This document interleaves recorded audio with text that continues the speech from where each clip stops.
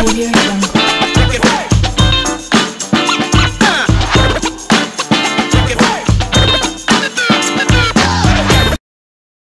Salut la famille, c'est Lord Vendetta avec vous. On est jeudi aujourd'hui, j'espère que tout le monde va bien. So, on commence sans trop perdre votre temps. Mais avant d'aller plus loin, j'aimerais juste saluer tous mes abonnés Twitch, mes abonnés YouTube et mes abonnés Patreon. Salut à vous et tous les gens qui prennent le temps de mettre des commentaires, des likes, des messages privés sur Twitter, Telegram, partout. Anyway, merci à vous. Vous êtes les meilleurs et force à vous. Ok la famille, donc on commence sans trop perdre votre temps. XRP toujours 87 sous, une baisse de 1,26%, toujours en dollars américains. Le market cap 40 milliards, une baisse de 1,26%. Et le volume dans les dernières 24 heures, on parle de 3 milliards, une baisse de 12,67%. Et le circulating supply, on parle de 46 milliards de XRP en circulation. La crypto 10 389, donc je pense une quarantaine de cryptos qui sont ajoutés depuis hier. Le market cap, on parle de 1 trilliard 597 milliards. Et le volume dans les dernières 24 heures, on parle de 119 milliards. Et la BTC Dominance, 43,4%. Donc, elle a augmenté comparé hier. Ok? So, premier article d'aujourd'hui. Ripple a reçu un préavis raisonnable et utilise une caractérisation incorrecte de la loi pour gagner un procès. Donc, regardez comment cette agence est hypocrite. Regardez comment elle est injuste. Elle-même, elle ne respecte pas la loi et elle ose dire que Ripple ne respecte pas la loi. Elle-même, elle ne respecte pas les délais et elle ose dire que Ripple ne respecte pas les délais. C'est incroyable. Mais c'est incroyable. Ils savent qu'est-ce qu'ils font, hein. Ils font les cons. Ils font les cons. Ils savent qu'est-ce qu'ils font, hein? Ils font les cons. C'est fait exprès tout ça, ok? Parce que des gens avec des diplômes, des expériences, une intelligence, des vécus, blablabla, réagir comme des bébés comme ça, non, on n'est pas bêtes. Ils nous prennent pour des bêtes. On n'est pas bêtes, ok? Dans le dernier dossier, la SEC a répondu à une motion de Ripple affirmant qu'elle n'avait pas reçu un préavis équitable. Le régulateur affirmant que Ripple interprète mal la loi pour gagner l'affaire.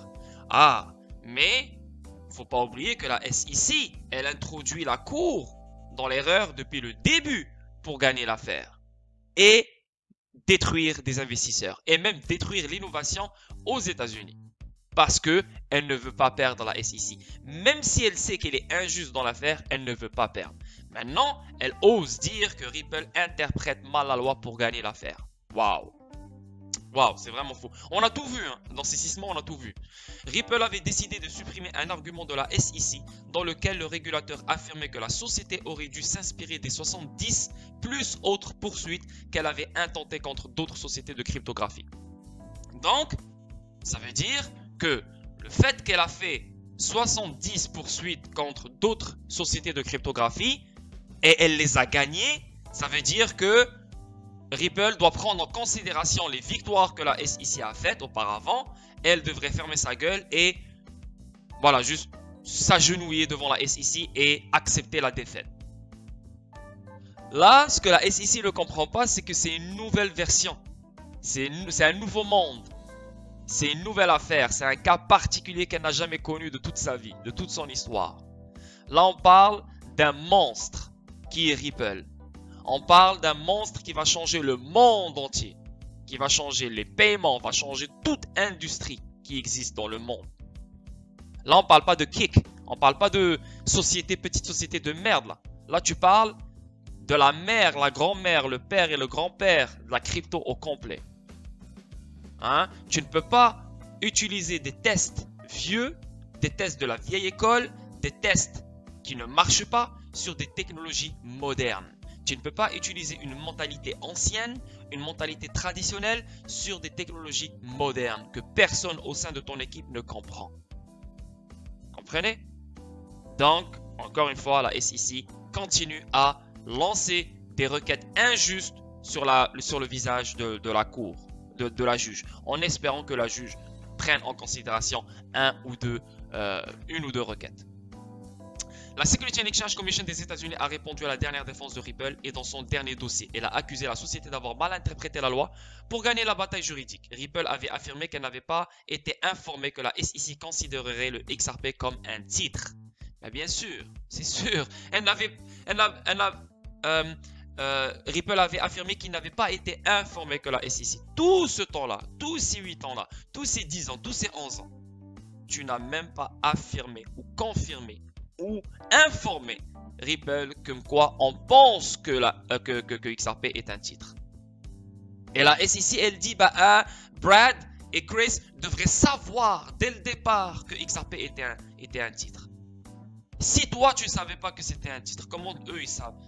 Ça fait pas de sens. Cependant, la SEC affirme que les 70 plus autres poursuites qu'elle a intentées contre d'autres sociétés de cryptographie auraient dû suffire à alerter Ripple que XRP est une sécurité. Non! Pourquoi Ethereum, ils ont fait un ICO?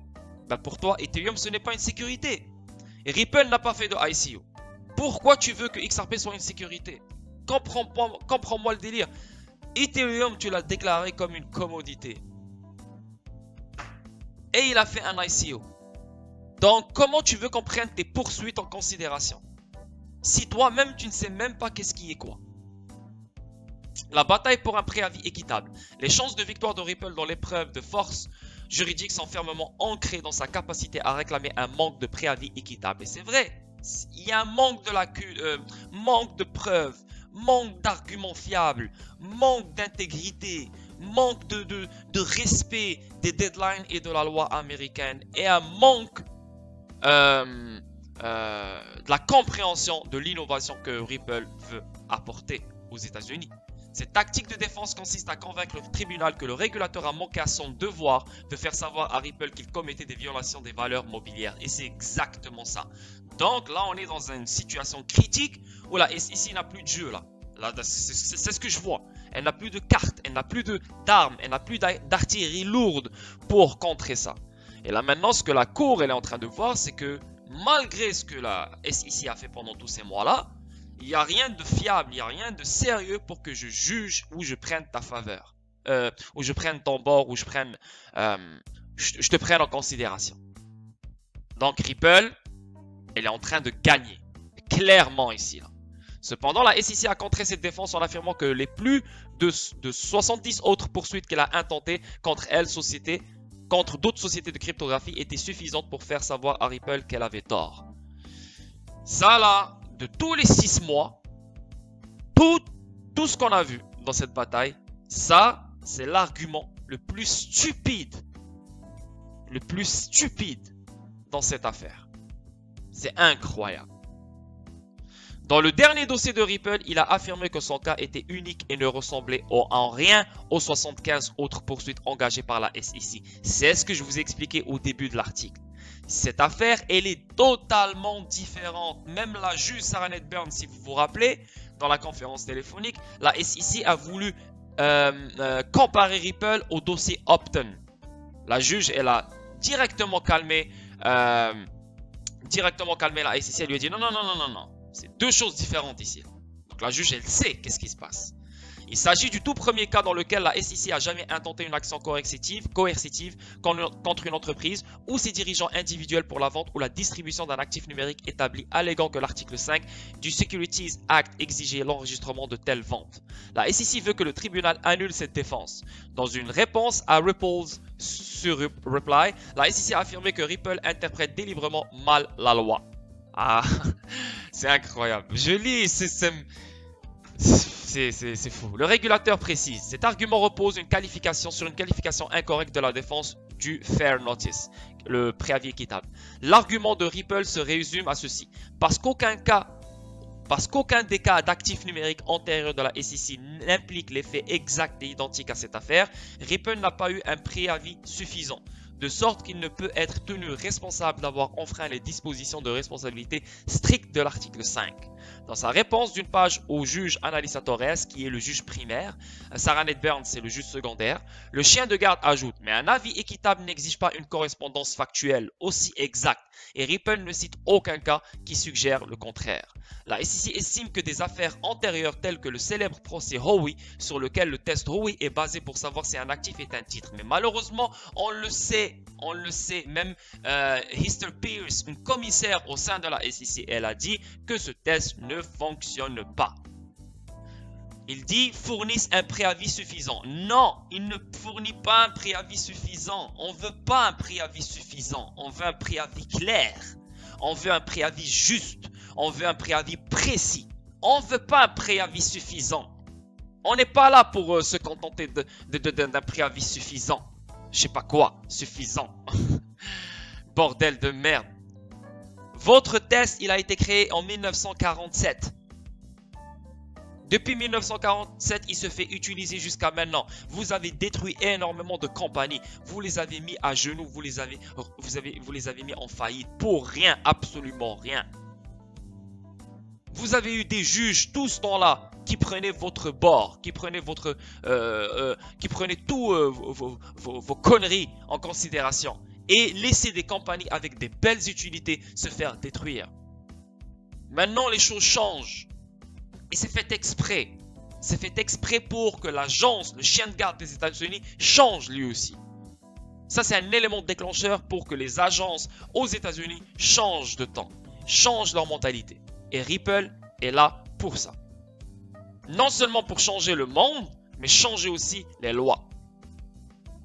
Il a en outre affirmé qu'il avait fourni des orientations connexes suffisantes quant à la portée de son autorité de réglementation et de son pouvoir d'exécution. Et voilà, ça c'est le premier article. C'est drôle, mais ça montre que Ripple est très bien positionné et c'est ce qu'on dit depuis le début. C'est du cinéma, c'est du cinéma et il y a quelque chose derrière tout ça. Ils attendent, ils veulent perdre du temps parce que ailleurs, les choses ne sont pas encore fixées. Et voilà, nous, ils sont en train de nous distraire avec ce film. On avance. Ripple et Coinbase mènent la ligne alors que l'industrie de la crypto intensifie son lobbying à Washington pour une meilleure réglementation. Les sociétés de crypto aux États-Unis ont intensifié leur effort de lobbying à Washington alors qu'elles cherchent à obtenir le gouvernement de leur côté. Ripple a déjà le gouvernement de son côté. David Schwartz, c'est un gars de la NSA. Bordel, la NSA, c'est le gouvernement là. C'est sans parler de David Schwartz et d'autres conneries comme ça. Donc les gars, le gouvernement est déjà avec Ripple. Steve Mnuchin connecté à Ripple. Steve Mnuchin est un propriétaire et est un actionnaire d'un groupe de banques que eux utilisent, RippleNet, etc., etc., etc. Faites vos recherches, vous allez comprendre. Ripple et Coinbase sont parmi les entreprises qui en font le plus les budgets de lobbying des deux entreprises augmentant considérablement cette année. Les sociétés de crypto-monnaies aux États-Unis veulent de meilleures lois pour l'industrie. Et c'est normal, on a maintenant le Nebraska et on a le Wyoming. Le Wyoming et le Nebraska, c'est deux États maintenant qui sont magnifiques pour la crypto. Elles ne restent pas assises à espérer le meilleur. Un nouveau rapport a révélé que les entreprises de cryptographie ont considérablement accru leur rôle lobbying à Washington cette année, alors que Bitcoin devenait une classe d'actifs traditionnelle. Cependant, certains problèmes entravent leur progression et l'un d'entre eux est le pic d'attaque de ransomware lié au BTC. C'est ça l'utilité de BTC. C'est juste ça. Et si vous avez remarqué, il y a beaucoup plus d'attaques et de demandes de rançon liées au BTC. Est-ce que c'est fait exprès? Oui, c'est fait exprès. Pour que les gens voient, oh, wow, BTC est fait que pour ça? Oh my god. Et là, regarde qu'est-ce qui se passe avec ça. Le FBI peut trouver les clés privées. Le FBI peut retracer les BTC. Pourquoi? Parce qu'il est fait pour ça. Depuis toujours, on le sait. Il est fait pour ça. Tout ce qui est crypto, elle est faite pour se faire retracer. Oui, il y a des privacy coins comme Monero, comme Dash, comme Zcash. Mais BTC, tout ce que tu fais avec, on peut savoir d'où tu l'as acheté, quand tu l'as acheté, etc., etc. Ça, c'est connu. On le sait. Donc là maintenant, ils sont en train de créer une narrative, une histoire, plein de rançons liés à BTC. Ah, le FBI, les agences ont trouvé les BTC. Donc les gens qui voient ça, ils se disent, oh, waouh, donc BTC, il est fait que pour ça. Donc là, ils sont en train de changer l'histoire autour de BTC. Ok, petit à petit, ça prend du temps. C'est pas juste une, deux histoires, c'est fini, tout va changer. Mais ça prend du temps. Mais là, ça commence parce qu'il y en a beaucoup. Les États-Unis ont pris du retard par rapport aux autres grandes économies en matière de réglementation de la cryptographie. Oui, au sein des États-Unis. Mais les États-Unis sont très en avance. Et ils savent qu'ils sont en avance. Il ne faut pas oublier aussi que les États-Unis adorent l'attention. Ils adorent être les derniers. Pour dire que c'est grâce à nous que la crypto, elle s'est envolée. C'est grâce à nous que l'innovation s'est envolée. C'est grâce à nous. Ce n'est pas grâce à la Chine, ce n'est pas grâce à la France, ce n'est pas grâce à l'Europe, c'est grâce à nous. C'est vrai, c'est comme ça parce qu'ils contrôlent le monde. Bien qu'il soit un leader mondial de la finance et de la technologie, il manque encore une loi fondamentale pour régir l'industrie en croissance rapide. Cependant, l'administration de Joe Biden semble vouloir enfin contrôler la cryptographie. De la secrétaire au Trésor Janet Yellen au président de la SEC Gary Gensler, de nombreux régulateurs du secteur ont fermement la crypto dans leur plan. Pour faire avancer ce processus et s'assurer qu'il favorise l'écosystème au sens large, un certain nombre de sociétés de cryptographie dépensent beaucoup d'argent pour attirer les plus hauts gradés. Un rapport de The Hill a révélé que Ripple, Coinbase et Jack Dorsey Square sont parmi ceux qui dirigent cet effort. Christine Smith, directrice exécutive de la Blockchain Association, a déclaré au point de vente: la croissance explosive de l'industrie de la cryptographie doit s'accompagner de lois et de réglementations agiles, réactives et favorables à la croissance, qui ne peuvent être atteintes sans un engagement soutenu avec les membres du Congrès, les agences de réglementation et les membres de l'administration. Ouais, écoutez, dans toute la crypto, rien n'est régulé. Il y a une clarté pour aucune crypto. Le seul qui sera régulé, c'est XRP. Faut pas oublier, avant que tout soit régulé, il faut passer par Tether. Hein? Avant que tous les autres vont être régulés, il faut passer par Tether et passer par les plateformes d'échange. D'abord, il faut réguler ça, enlever ce cancer, cette tumeur, ce Tether qui est aucunement backé par le dollar. Seulement 3% d'un Tether est backé par le dollar. Donc, ça veut dire, si toi, tu as 100 000 dollars en USDT, hein, et tu vas avoir Tether et tu lui dis donne-moi 100 000 dollars, ils ne peuvent pas te donner 100 000 dollars. Ils peuvent te donner seulement 3 000 dollars sur le 100 000 dollars. Parce que c'est seulement 3% qui est backé. Donc, imaginez toute la liquidité hein, dans toutes les plateformes d'échange. C'est le bordel. Quand ça va arriver, on clean up ça, on fait le ménage avec ça, là on passe aux autres. Donc c'est pour ça qu'il y a la bataille avec la SEC. C'est pour ça qu'on est en train de vivre ce bordel. Parce que XRP sera le seul en sécurité de ce bordel qui s'en vient. Parce qu'il y aura un bordel. Et XRP ne peut pas être dans ce bordel. Parce que le monde entier dépend sur lui. Ok? Parmi les régulateurs que les lobbyistes ciblent le plus souvent se trouvent IRS et la SEC. Donc, anyway, je ne vais pas lire le tout. On a lu le plus important et c'est très intéressant. Bon, ça c'est la troisième nouvelle. Donc ici on voit les banques centrales françaises et suisses vont tester les devises numériques de gros. Et ça c'est une bonne nouvelle parce que je vais vous montrer après. La Banque nationale suisse et la Banque de France testeront les premiers paiements transfrontaliers en monnaie numérique des banques centrales d'Europe, ont annoncé jeudi les banques, une première pour deux des principales devises du monde. L'expérience se concentrera sur le marché des prêts de gros, de banque à banque, plutôt que les transactions publiques quotidiennes, mais ce sera la première fois qu'un euro numérique et un franc suisse sont entièrement testés. Ah, good. Là, on a lu tout ça. Maintenant, c'est quoi ça? La Banque centrale de France envisage le XRP comme base pour l'euro numérique. L'une des principales banques centrales européennes envisage XRP comme une plateforme potentielle pour l'émission d'euros numériques. Qu'est-ce qu'on vient de parler ici? Euro numérique. Hein? Euro numérique. Banque de France. Qu'est-ce qu'on voit ici? Banque de France, euro numérique. Et ça, c'était quelle date? Le 8 mars. Ça, c'est quelle date? Le 10 juin. Les choses vont rapidement là. Et là, ça dit, ouais, ça va prendre 5 ans pour les CBDCs. Non, non, non. C'est ce qu'ils veulent te faire croire. Que ça prend du temps. Parce que ces gens-là ne sont jamais clairs dans leurs réponses. Ils sont très vagues. Pour que toi, le particulier, tu sais plus où aller. C'est ce qu'ils veulent et c'est ça leur plan depuis toujours, depuis la nuit des temps. Et c'est pour ça qu'on est toujours en bas de l'échelle. Et eux, ils sont au top. Là, maintenant, on voit clairement, et ça, c'était depuis longtemps, Central Bank Digital Currency CBDCs, a comparative review. Et on le voit ici, Bitcoin et Ethereum rejetés comme base de CBDC.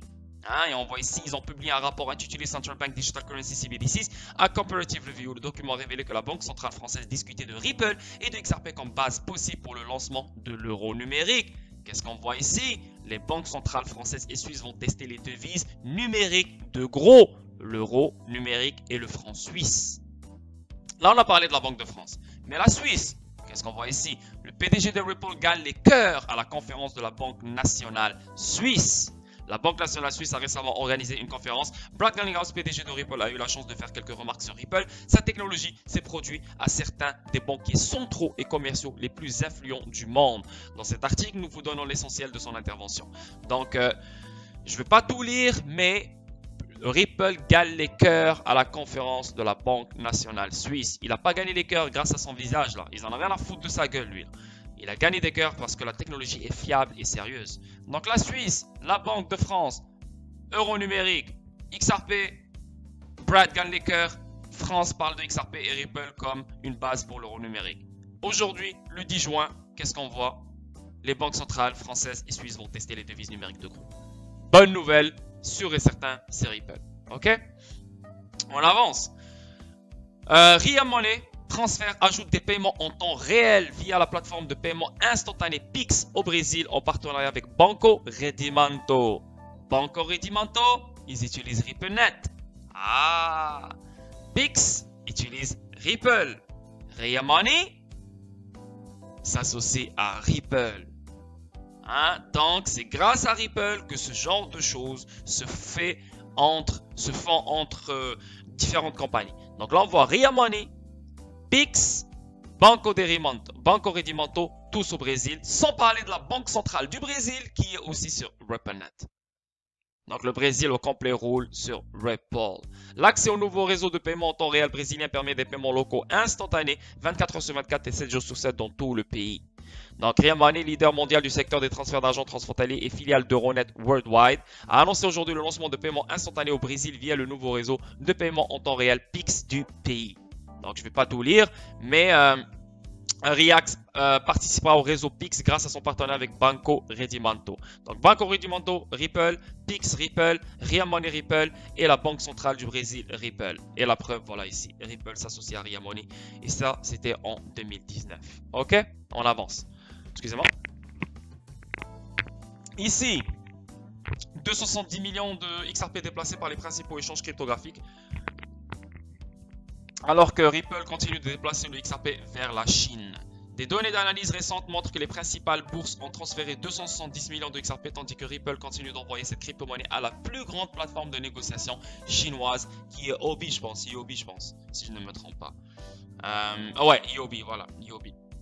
Donc 270 millions de dollars de XRP parce que Ripple c'est elle qui s'occupe de la liquidité de XRP en Chine et IOB c'est la plus grande plateforme de négociation chinoise. Donc d'autres déplacements. Ok, on avance ici. Pantera Capital et Harrington XRP Capital mènent une levée de fonds non liés de 5,8 millions de dollars. Donc je vais juste lire le titre ici, mais juste pour vous dire comme quoi Harrington, ça c'est un des bons amis à Ripple, Brad Garlinghouse et tout, et Chris Larsen, c'est un hedge fund.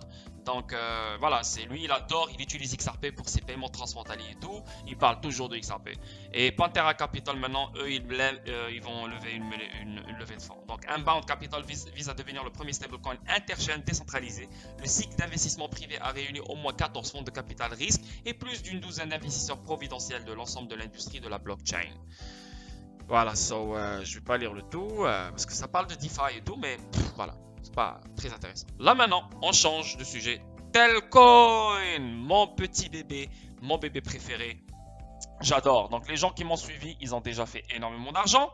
Oui, ça a baissé, c'est correct. Mais il a une utilité de malade. Donc je pense que les gens qui m'ont suivi vont devenir riches. Pas faire de l'argent, mais être riche. Sûr et certain. Tout dépend combien vous avez de Telcoin, bien sûr. Le service de transfert numérique du Telcoin étend sa couverture à 15 nouveaux marchés. FinTech Challenger propose désormais des transferts d'argent abordables et basés sur des applications vers 24 portefeuilles mobiles de premier plan en Afrique, en Asie-Pacifique et en Amérique latine. Telcoin, une FinTech basée sur le blockchain qui perturbe le secteur des envois de fonds internationaux de 700 milliards de dollars américains. Donc là, Ria, Western Union, MoneyGram, ils tremblent devant Telcoin. A étendu son service de transfert d'argent numérique à 23 plateformes d'argent mobile supplémentaires dans 16 pays. Putain, 16 pays là les gars. À partir d'aujourd'hui, les utilisateurs d'applications Telcoin entièrement vérifiées au Canada peuvent désormais envoyer des versements abordables et pratiques à partir de leur appareil iOS ou Android. Maintenant, moi je suis au Canada, je peux envoyer mes Telcoin à partir de mon application Telcoin où je veux, à qui je veux, partout dans le monde entier. Waouh! Waouh! Sans aller à la banque, sans payer des frais, sans appeler, sans être en attente, sans je sais pas quoi, sans rien. Tout ça. Et en quelques secondes, la personne le reçoit au bout du monde. En attendant les intégrations de partenariats en cours, les utilisateurs de Telcoin sur d'autres marchés d'envoi, y compris les États-Unis, Singapour et l'Australie, pourront bientôt envoyer de l'argent à leurs proches dans ces corridors nouvellement lancés. Et à ce qui paraît, ça va être à la fin du mois de juin. Début juillet, fin de mois de juin, les 3 corridors seront lancés. En plus de Gcash, le premier partenaire de transfert de Telcoin aux Philippines, les utilisateurs peuvent désormais envoyer de l'argent vers les pays et plateformes d'argent mobile suivantes. À partir de Telcoin, tu peux envoyer à Bcash, HelloCash, Digicel Mobile Money, M-Pesa, MTN Money, Tigo Argent, Dana, GoPay. Donc de Telcoin, tu peux envoyer à toutes ces plateformes d'argent mobile. Waouh! Attends, en plus de Gcash, le premier partenaire de transfert de Telcoin aux Philippines. Gcash aussi, c'est un partenaire de Ripple. Faut pas oublier ça. Non, pas c'est Bcash, pas Gcash, excuse-moi. Pas Gcash. Bcash, c'est le partenaire de Ripple. Donc, les utilisateurs peuvent désormais envoyer de l'argent vers les pays et plateformes d'argent mobile suivantes. Donc, ça veut dire que tu peux envoyer des Telcoin à ces plateformes d'argent mobile. Yo, ça c'est fou ça. Et les gens qui vont recevoir des Telcoin dans ces plateformes d'argent mobile, ils vont recevoir vraiment l'argent. Ou peut-être des Telcoin, je ne sais pas comment ça fonctionne.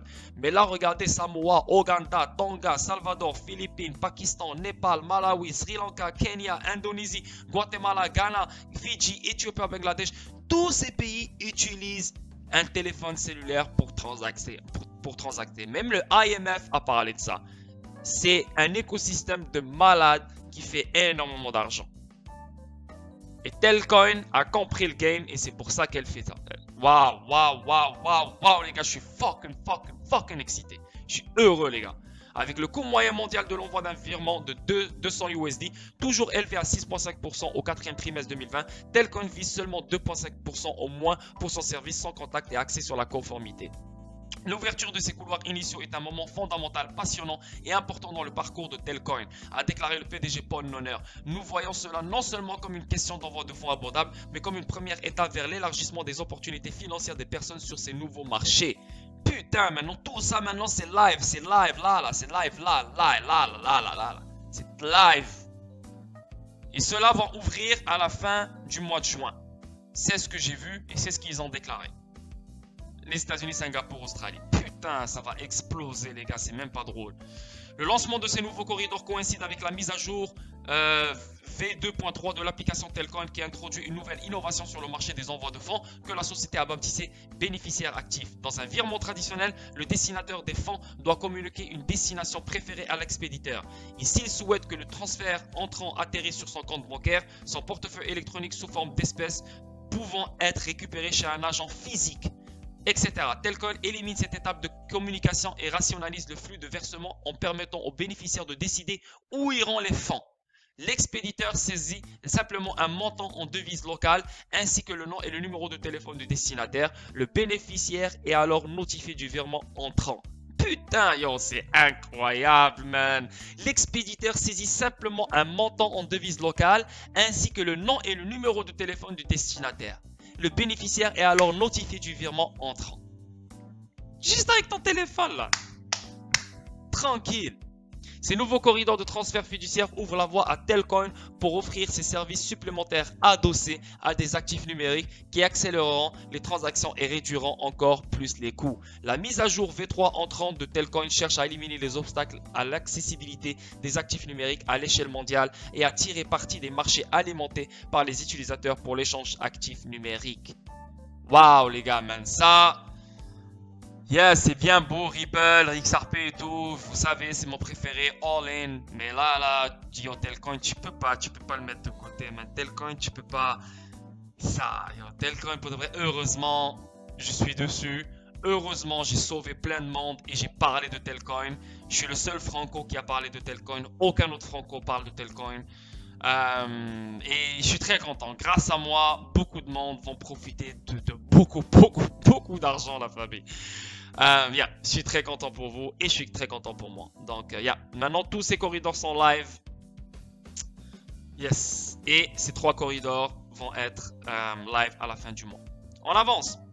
XDC. Donc ça c'est sorti aujourd'hui. La norme de jetons XRC20. Donc on sait que Ethereum c'est un réseau à lui tout seul. Il y a ERC20. Tron c'est un réseau à lui tout seul. Donc TRC20. Binance c'est un réseau à lui tout seul. Donc BEP20. Donc Xinfin, c'est un réseau à lui tout seul, donc c'est normal qu'il a ses coins à lui qui sont basés sur le réseau Xinfin. Eux, ils seront des XRC20, ok? Donc la norme de jetons de Xinfin Blockchain est désormais prise en charge sur le portefeuille biométrique Decent. Donc là maintenant, si tu as un jeton qui est basé sur la plateforme Xinfin, Decent le prend en charge. Voilà, direct. Donc, tu n'as plus besoin de stresser. C'est une bonne chose. Donc, non seulement le ERC20, mais les XRC20 aussi peuvent être dans le Decent. Donc, n'importe quel jeton, n'importe quel coin comme StoreX, voilà, StoreX, n'importe quel coin peut être sur Decent. Comme StoreX, un jeton qui a été créé sur Xinfin. Voilà. Je ne vais pas lire le tout parce qu'on connaît Xinfin, mais CRX maintenant pris en charge sur le portefeuille Decent. CRX, ça c'est un truc je pense qu'il faut avoir. C'est un très très bon investissement parce que ça sert pour les données ou je ne sais pas qu'est-ce que ça sert, mais ça a été créé sur, voilà, c'est Cloud Storage. Donc c'est tout ce qui est le storage cloud, Distributed Cloud Storage. Il a été fait par Xinfin et SRX est un jeton utilitaire EXR20 qui active le stockage de données. Voilà, c'est le stockage de données. StoreX Marketplace. StoreX est une plateforme de stockage cloud décentralisée comme Google Drive. Voilà, comme Google Drive. C'est exactement ça. Donc, Xinfin a créé StoreX, pas créé StoreX. Les développeurs de StoreX ont choisi la plateforme Xinfin pour créer ce cloud qui est comme Google Drive, mais avec des données stockées dans une configuration de stockage décentralisée par le nœud Storage Farm, géré par la communauté. StoreX Network utilise Xinfin Network comme infrastructure blockchain et norme de contrat intelligent. Ok, donc ça c'est une bonne chose. Et StoreX, il n'est pas encore sorti. À ce qui paraît, il va sortir sur une plateforme d'échange de niveau 1. On ne sait pas c'est laquelle. Donc on l'attend et n'oubliez pas StoreX, je pense que c'est un très très bon investissement. Ok, on avance la famille. Ici, et voilà, just in.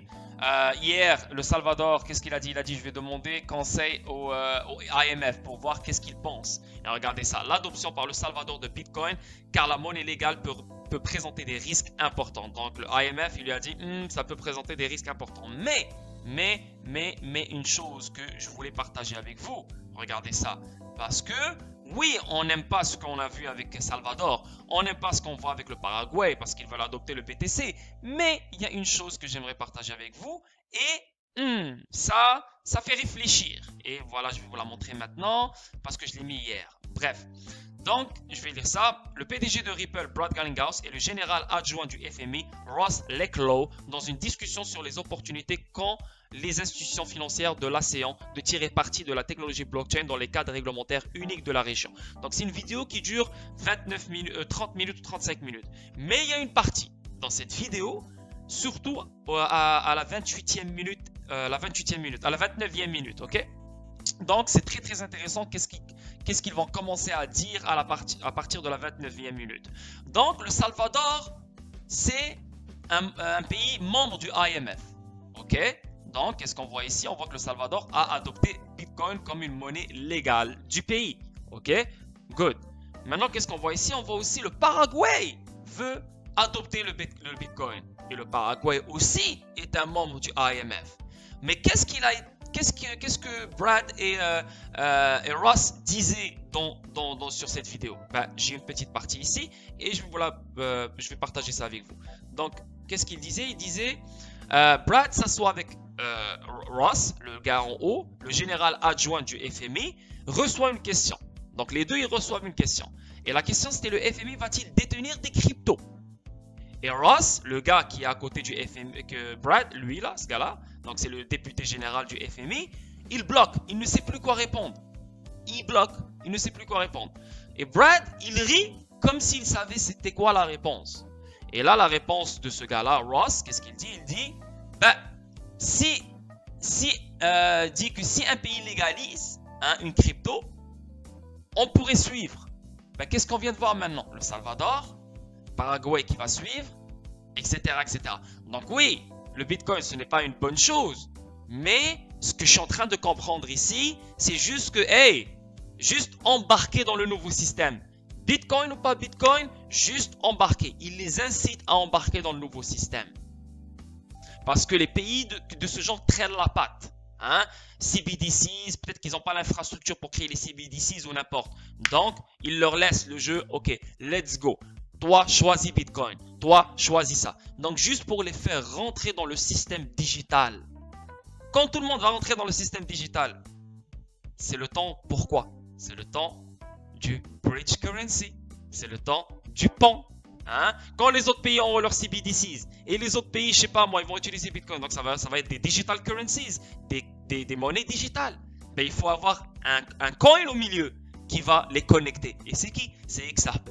Donc je pense que ce qu'on est en train de voir avec Paraguay, avec le Salvador, fait partie d'un agenda pour inciter les pays pauvres, les pays retardataires d'intégrer le nouveau système digital. Que ce soit Bitcoin ou leur propre CBDCs, juste let's go, intégrer le système. Ne restez pas en arrière, on vous veut avec nous dans le système. Et on sait à la fin de tout ça, Bridge Currency XRP pour connecter toute devise et échanger toute devise. Parce que c'est la meilleure Bridge Currency qui existe dans la crypto complet. Ok? Donc voilà la famille, 35 minutes, j'espère que vous allez aimer. Donc voilà, je vous ai parlé de plein de choses. J'ai aimé la vidéo, j'espère que vous allez l'aimer aussi. Donc directement, il y a une vidéo qui va suivre, ça parle de Flare. Donc le 3e épisode, je vais parler d'une autre partie sur Flare. Donc petit à petit, à chaque jour, il y aura une vidéo sur Flare pour vous aider à comprendre tout ce qui s'en vient, etc., et mettre les points sur les i. Donc voilà la famille, je vous souhaite un bon jeudi soir, prenez soin de vous et on se voit tout à l'heure pour une autre vidéo. Bye bye. Et demain, Twitch live stream à 20h, n'oubliez pas ça. Peace, bye bye.